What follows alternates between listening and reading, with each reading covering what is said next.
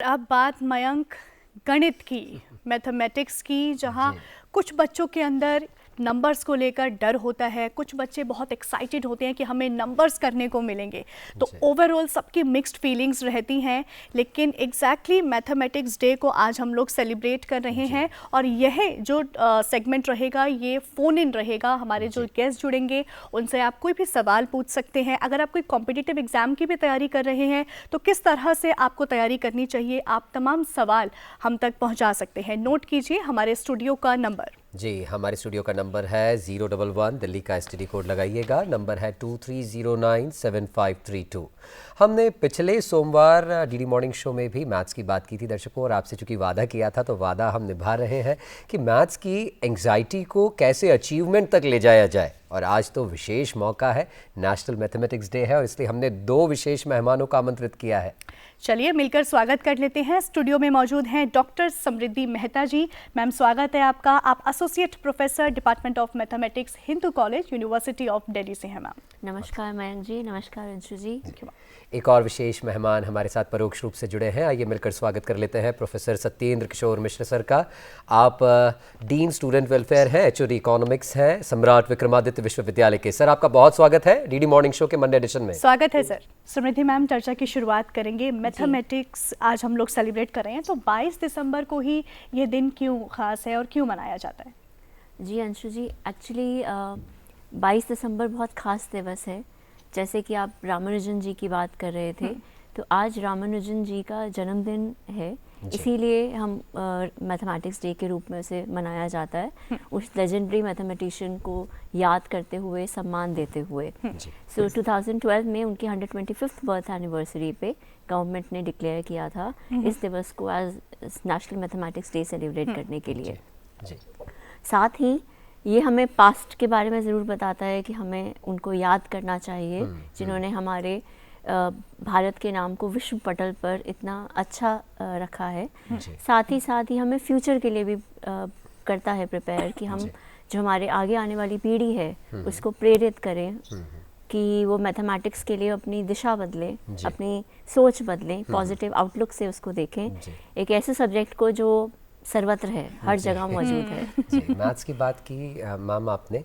जब मैथ्स कई बार बच्चों के लिए सिनोनिम हो जाता है डर का, फियर का, मिश्रा सर आप पर आना चाहेंगे। मैथ्स की बात करें, स्टैटिस्टिक्स की बात करें, चूँकि इकोनॉमिक्स विषय से आप आते हैं, तो ये डर सब्जेक्ट का है या हमारे माइंडसेट का है? जो बच्चे विद्यार्थी डरते हैं कि मैथ्स से डर लगता है या स्टैटिस्टिक्स से डर लगता है? नहीं, उसका ये माइंडसेट का ही डर है, सब्जेक्ट का तो डर है नहीं, क्योंकि मैथ्स और स्टेट, मैथ्स का एक तरह से व्यवहारिक प्रयोग स्टेट में है। तो ये चीजें जो होती है पूरे जीवन के हर क्षेत्र में इस्तेमाल होती है, अभी मैडम ने बताया है जी। लेकिन हम लोगों ने क्या किया है कि उसको एक तरह से बना दिया कि इसमें केवल हमको फार्मूले रखते हैं, इसमें हमको अगर अच्छे नंबर मिलते हैं तभी, और इसमें तो हम पास होते हैं या फेल होते हैं, दो ये चीजें रहती है। जबकि मैथ जो तरह है तो उसमें एक प्रॉपर सीक्वेंसिंग रहती है, उसमें एक लॉजिक रहता है, उसमें एक सिस्टम रहता है, जहां पर हम चीजों को अच्छे ढंग से समझ सकते हैं, और उसका प्रयोग करके हम लाइफ की जो तमाम चीजें हैं उसको, उसमें भी हमारे एक माइंड ऐसा बनता है कि हम उसमें लाइफ में भी चीजों को बड़े तार्किक ढंग से सोच सकते हैं। तो हमको माइंडसेट बदलना पड़ेगा। मैथ्स को केवल फार्मूला और केवल कैलकुलेशन का ही तरीका न समझे और उसको याद करने की चीज न जाने, बल्कि उसकी उसको एक तर्क का ये तो ज्यादा समझकर काम करना चाहिए। जी मैम, मिश्रा सर ने बताया कि उसको रटने की ज़रूरत नहीं है, और वाकई मैथ्स रटने वाली तो कोई चीज़ ही नहीं है, उसे समझकर काम करना चाहिए। मैम, लेकिन फियर तो होता है बच्चों के अंदर, किस तरह से एकेडमिक एक परफॉर्मेंस के ऊपर अफेक्ट करता है मैथ्स सब्जेक्ट, ये बताइए। जी, इस पर मैं सबसे पहले कहूँगी, मैं सर की बात से बिल्कुल सहमत हूँ कि ये विषय का प्रॉब्लम नहीं है। अगर आप खुद सोचिए, अगर आप किसी सब्जेक्ट में 2 चीज़ें आपको ऑप्शन दिया जाए, ये करिए या वो करिए, एक में आप बहुत कंफर्टेबल हैं, एक के साथ आप कंफर्टेबल नहीं हैं। एक ह्यूमन साइकोलॉजी है कि हम उस तरफ काम पहले करना चाहेंगे जहां हमें कंफर्ट है। तो क्योंकि बच्चे ये सब्जेक्ट की डिमांड है कि वो समय मांगता है कि आप उसको प्रैक्टिस करिए, आप नंबर्स को अपना दोस्त बनाइए, उनसे वो जो कंफर्ट रहेगा कि आपको नंबर्स दिखते हैं, और आप उनको एनालाइज कर सकते हैं, आप उनके बारे में लॉजिकली सोच सकते हैं, पैटर्न्स देख सकते हैं। तो जब वहाँ कमी रहती है तो हमारे लिए इशू बनता है कि वो poor basics translate to fear, और बच्चे एक ऐसे विशियस साइकिल में फंस जाते हैं कि पहले डर लगता है तो वो अवॉइड करना शुरू करते हैं। जब वो अवॉइड करना शुरू करते हैं तो प्रॉब्लम आती है कि वो एग्ज़ाम या किसी भी चीज़ के लिए चैप्टर पढ़ते टाइम वो प्रिपेयर कम करेंगे, क्योंकि आप उसको समय कम दे रहे हैं जितना हमें चाहिए। तो that will again lead to कि जब आपका एग्ज़ाम आया तो आपने उसमें अच्छा परफॉर्मेंस नहीं दिया, परफॉर्मेंस के बाद रिजल्ट आया, आपको देख के अच्छा नहीं लगेगा, वो वापस से फियर और बढ़ेगा, वो रीइंफोर्स कर देगा कि हमारा फियर बढ़ता जा रहा है, हमें कंफर्ट नहीं है, हमें ये आता नहीं है, हम अच्छे नहीं हैं, I am not good at maths. एक सोसाइटल इम्पैक्ट भी रहता है, एक ना पीढ़ी दर पीढ़ी ये बात चलती जा रही है कि मैथ्स तो थोड़ा मुश्किल है।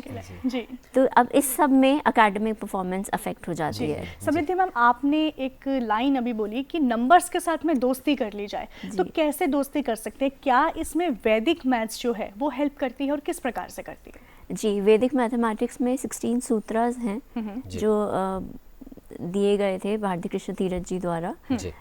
उनको यूज़ करके कैलकुलेशंस इजी करी जा सकती हैं।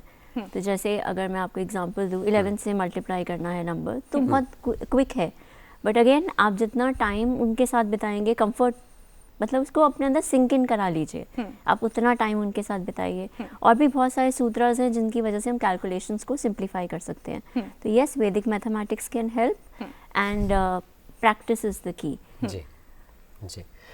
मिश्रा सर, आप पर आना चाहेंगे, चूँकि अभी एआई का दौर चल रहा है और एआई डेटा साइंस के दौर में जो स्टैटिस्टिक्स है, मैथ्स से जुड़ा विषय है स्टैटिस्टिक्स, वो उसकी बैकबोन कहा जा सकता है। तो ऐसे में ये स्कोरिंग सब्जेक्ट फियर फैक्टर की बजाय स्कोरिंग और आपके स्कोर को आगे बढ़ाए, इसके लिए कैसे माइंडसेट तैयार करे विद्यार्थी? देखिए, एक तो मैथ्स और स्टेट जो होता है जी, इसमें मैं तो बताया प्रैक्टिस तो बहुत जरूरी है, और इसमें जो स्टेप बाय स्टेप प्रैक्टिस करनी जरूरी है। और जनरली जो होता है क्या, हम उसमें स्टेप बाय स्टेप चीजों का कई बार जो इसमें संसार लेवल पर स्कूल और संस्थाओं में गड़बड़ी आ रही है। यहाँ पर जैसे अभी सीबीएसई ने एक कोर्स लागू किया है बेसिक मैथ्स का और स्टैंडर्ड मैथ्स का। अब ये मान लिया गया कि कुछ बच्चे उसमें कमजोर ही रहेंगे तो उनको बेसिक मैथ्स ही पढ़ाएंगे और जबकि आप देखेंगे कि जितने रियल लाइफ के एक्सपीरियंस है मैथ्स और स्टेट्स में जितने मिल सकते हैं, आज पूरा अगर रिसर्च जो किसी भी फील्ड का रिसर्च हो वो स्टैटिस्टिक्स, यानी मैथ्स और स्टैटिस्टिक्स के बिना तो हर विषय अधूरा है। सर, एक कॉलर जुड़ गए हमारे साथ, एक कॉलर जुड़ गए हैं, सौरभ बात कर रहे हैं बिहार से। सौरभ जी, अगर आपको हमारी आवाज मिलती है तो अपना प्रश्न पूछिए।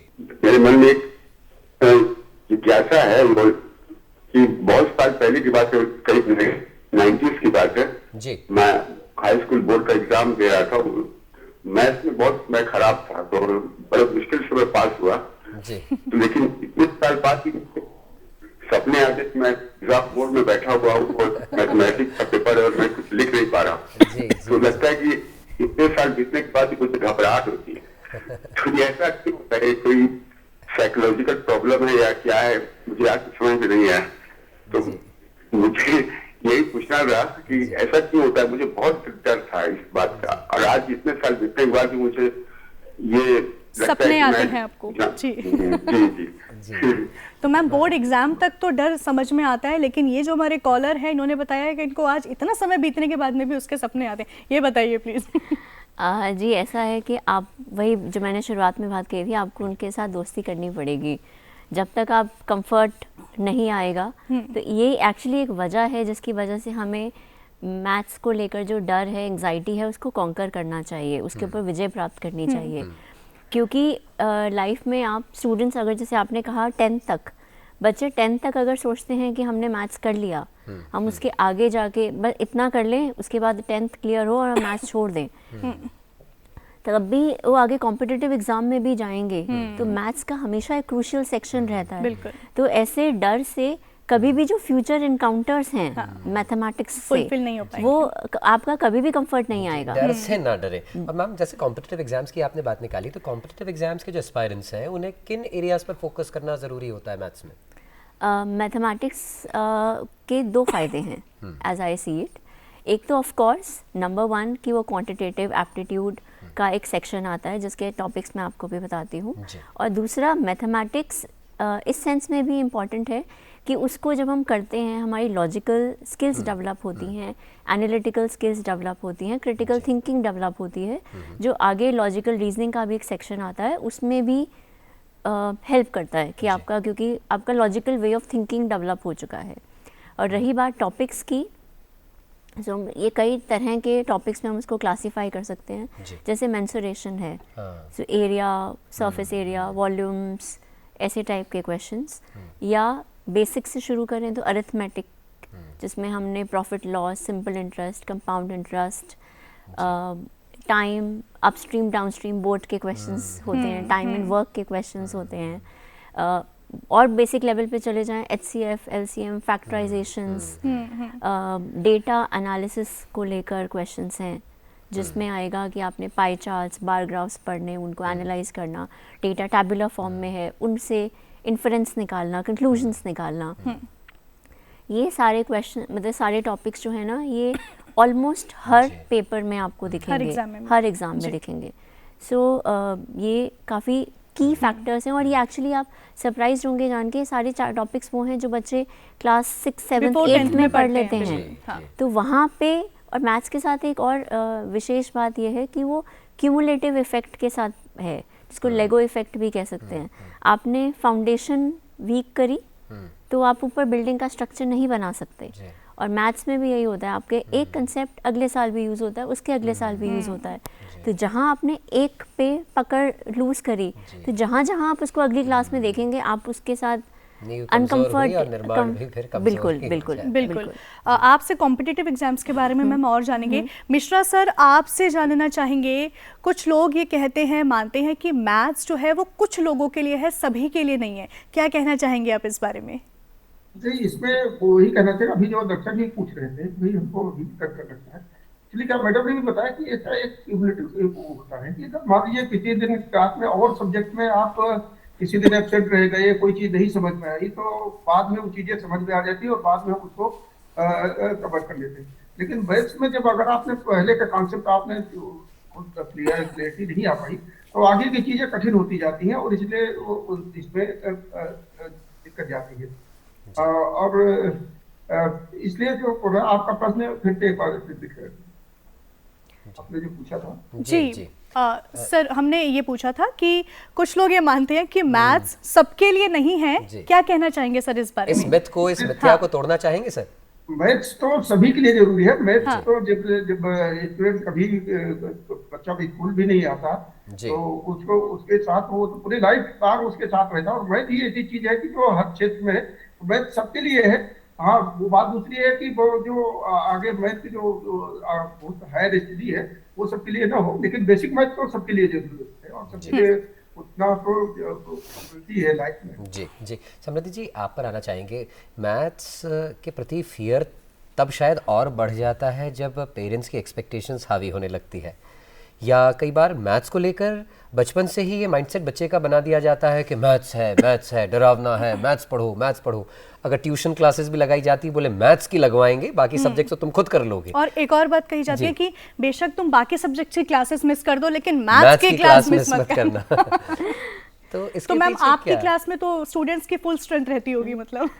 जी, ग्रैटिट्यूड कि हाँ, स्टूडेंट्स पसंद करते हैं मैथ्स की क्लासेस।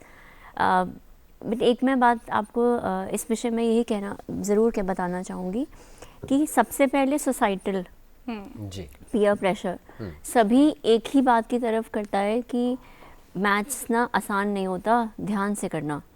हमें भी लोग कह देते हैं कि आप मैथ्स कैसे पढ़ा लेते हो, तो इतना, अरे आप मैथ्स पढ़ाते हो, मतलब that kind of reaction also comes. So yes, parental expectations. So अगर हम ये कहें कि पेरेंट्स सबसे पहले बच्चे की, अगर उसको मैथ से डर है, चाहे वो पेरेंट हो चाहे वो टीचर हो, अगर वो उस प्रॉब्लम को एक्नॉलेज किया जाए कि हाँ, आइडेंटिफाई किया जाए कि हाँ मैथ्स में काम करने की ज़रूरत है, तो उसे एक्स्ट्रा सपोर्ट दिया जाए। जो क्वेश्चंस बच्चे पूछें उनको इनकरेज किया जाए। डाउट कितना भी छोटा हो या बड़ा हो, क्वेश्चन डाउट है जिसको सॉल्व किया जाना चाहिए, और क्वेश्चन पूछना के लिए इनकरेज करना चाहिए। हम आजकल के दौर में, एआई के दौर में, हम कहते हैं हम चैट जीपीटी और इन सब से पूछ लेंगे, वो जवाब देता है जब आप उसे सवाल पूछो। तो एक अच्छा क्वेश्चन फ्रेम करके अपनी बात कहना, पूछ पाएँ, वो भी बहुत ज़रूरी है। तो अगर हम स्टूडेंट्स अपने डाउट्स क्लियर रखें, रेगुलर प्रैक्टिस करें, और पेरेंट्स और टीचर्स इस बात को समझें कि मतलब लीनियर अप्रोच नहीं हो सकती, या one size fit all approach नहीं हो सकती सबकी पढ़ने के रिगार्डिंग। किसी को हैंड्स ऑन करके ज़्यादा अच्छा समझ में आएगा, किसी को हो सकता है कोई पॉडकास्ट, कोई वीडियो देख के ज़्यादा अच्छा समझ में आए। पढ़ने का तरीका अलग है। एक और कॉलर हमारे साथ, मैम एक कॉलर हमारे साथ जुड़े हैं जयपुर से, कुमार जयंत जी। जी सर, मेरा प्रश्न है कि जो नर्सरी क्लास के बच्चे होते हैं, उनका किस समय उनका जिज्ञासा बनती है मैथ्स के प्रति, उनका माइंड अट्रैक्ट करता है? जी, नर्सरी क्लास का बच्चा है, उसको किस तरह से हम मैथ्स के प्रति इंटरेस्ट जागरूक करवा सकते हैं? कब मैथ्स के प्रति और जिज्ञासु बनता है, किस एज में जाकर उसे रियलाइज होता है? आई थिंक शुरुआत से ही हम जब बच्चे को उसके आसपास का जो एनवायरनमेंट है उसी में हम उसे काउंट करना सिखाते हैं। कलर्स से, चाहे हम कितने कलर्स हैं आपके आसपास, वो काउंटिंग से शुरू करता है। और किंडरगार्टन के आगे जाते हुए जैसे जैसे हम क्लास प्रोग्रेस करते हैं, बच्चे को आप डेली लाइफ में जहाँ पे मैथ्स इन्वॉल्व हो रहा है, आपने उसे पैसे से समझाया, आपने उसे किचन में मतलब वो रेशोज से काम कराया, फ्रूट से कराया। सो यही जो आसपास की चीज़ें हैं उन्हीं से आप उसे सिखा सकते हैं। जी। मैम, अभी आप बोल रही थी कि कई बार लोग आपसे पूछते हैं कि अच्छा आप मैथ्स पढ़ाती हो, तो मिश्रा सर आप भी स्टैटिस्टिक्स पढ़ाते हैं और आप समृद्धि मैम मैथ्स पढ़ाती हैं, तो क्या मैथ्स पढ़ना जितना लोगों को फियरिंग लगता है, क्या पढ़ाना भी उतना ही कठिन है सर स्टैटिस्टिक्स? नहीं, मैथ्स तो जैसा हमने कहा कि मैथ कोई जन्मजात ऐसा नहीं कि पैदा हुआ है, पैदा वो करके आए हैं। बेसिकली मैथ स्किल है, तो आप जितना अच्छा उसमें करें उतना। और पढ़ाने में तो जिसे पढ़ाने में कोई इजी है, वो अनावश्यक, क्योंकि एक मन में, जिसे आपने कहा, लोगों के मन में बैठा रहता है। मैथ से अच्छा लॉजिकल और इसे कोई नहीं है। और जितने अच्छे ढंग से मैथ स्टेप बाय स्टेप जब हम चलते हैं, जो जितने अच्छे ढंग से समझ में आता है, और उसके तमाम उदाहरण और व्यवहारिक प्रयोग भी बहुत से रहते हैं। छोटे छोटे बच्चों को, जैसे अभी ये है नर्सरी बच्चों को है, वो खेल खेल में आप बहुत सी चीजों को सिखा सकते हैं, और उनका जो वो डेवलप होगा। जी। मिश्रा सर, अब हम पिछले सेगमेंट में चूंकि होलिस्टिक डेवलपमेंट पे भी बात कर रहे थे, तो मैथ्स और स्टैटिस्टिक्स कितना ज़रूरी आप समझते हैं शिक्षकों की भूमिका को, कि वो इस विषय को एंजॉयबल बनाएं और व्यवहारिक रूप से जो है प्रैक्टिकल एग्जाम्पल से जोड़कर पढ़ाएं? टीचर्स की भूमिका मैथ्स को लेकर आप कैसे देखते हैं? देखिए, टीचर्स तो हर स्टेज के टीचर्स की अलग अलग इसमें भूमिका रहती है। कम से कम प्राइमरी एजुकेशन, एलिमेंट्री एजुकेशन में तो मैथ्स के बारे में बहुत अच्छे से उनको एक सोच इनके बच्चों के अंदर डेवलप करना पड़ेगा, उनकी स्किल डेवलप करनी पड़ेगी। और जैसे जैसे बड़े उसका जो व्यवहारिक प्रयोग होता है, उस पर जो है वो स्टेट्स में आ जाता है। और स्टेट में कई चीजें ऐसी हैं कि जो रिसर्च, जब हम रिसर्च के फील्ड में जाते हैं और हायर स्टडी में जाते हैं, तो स्टेट की सहायता से तमाम उन विषयों की समस्याओं का और तमाम उन चीजों के जो बेसिक्स हैं उनका, और उनके जो थियरीज हैं, थ्योरम्स हैं, उनका परीक्षण स्टेट से ही हमको करना रहता है। इसलिए स्टेट तो अब हर विषय के भीतर ही है, तो इसलिए मैथ्स और स्टेट दोनों को अलग करना भी मुश्किल है। तो दोनों को जब एक साथ है, तो टीचर्स को इससे स्टूडेंट को डराने की जरूरत नहीं है, बल्कि तो स्टूडेंट के साथ तो उसमें और इसमें इन्वॉल्व करने, सपोर्ट बनकर काम करने की ज़रूरत है। समृद्धि मैम, कॉम्पिटिटिव एग्जाम्स के बारे में आपने बताया था, बहुत से बच्चे जो एग्ज़ाम के लिए तैयारी करते हैं, वो जब घर में प्रिपरेशन कर रहे होते हैं तो कैलकुलेशन के लिए कैलकुलेटर का यूज़ करते हैं, लेकिन जब वो एग्ज़ाम में जाते हैं तो वहाँ मोस्ट ऑफ द एग्जाम में कैलकुलेटर इज़ नॉट अलाउड।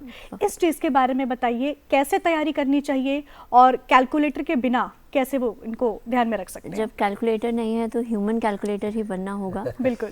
सो उसमें जैसे कि आपने पहले बात करी थी, वैदिक मैथमेटिक्स हेल्प कर सकता है। आप प्रैक्टिस ज़्यादा करिए जिससे आपका नंबर्स के साथ कंफर्ट बढ़े, तो हमें ना कुछ कैलकुलेशंस, कुछ चीज़ें सिंक कर जाती हैं। सेकेंडली आप कुछ ट्रिक्स यूज़ कर सकते हैं, जैसे कि ज़्यादातर ऐसे कॉम्पिटिटिव एग्ज़ाम में जो चीज़ें आती हैं वो MCQ बेस्ड होती है, multiple choice questions based exams होते हैं। तो कई बार हम बैक सब्स्टिट्यूशन मेथड वर्क करते हैं। बाय दैट आई मीन कि जो आंसर्स दिए हुए हैं, जो चॉइसेस दी हुई हैं, उसमें से कुछ चॉइसेस हो सकती हैं जो एलिमिनेट हो जाएं, या वो हम डायरेक्टली क्वेश्चन में सब्स्टिट्यूट करके देख लें। निकालने बैठेंगे अगर हम आंसर उस क्वेश्चन को सॉल्व करके तो ज़्यादा समय लगता है। यानी हार्ड वर्क के साथ स्मार्ट वर्क बहुत ज़रूरी है। एक्चुअली एक रैपिड फायर करना चाहते हैं आपके साथ और मिश्रा सर के साथ, क्योंकि नेशनल मैथमेटिक्स डे सेलिब्रेट कर रहे हैं। मिश्रा सर, आपके और समृद्धि मैम के साथ एक रैपिड फायर राउंड होगा। मैं शुरुआत कर रहा हूँ आपसे समृद्धि मैम। गणित में अभ्यास ज्यादा जरूरी है या समझ? दोनों। एक नहीं कह पाएंगे। अच्छा मिश्रा सर, आपके लिए है परीक्षा से पहले गणित तनाव या चुनौती?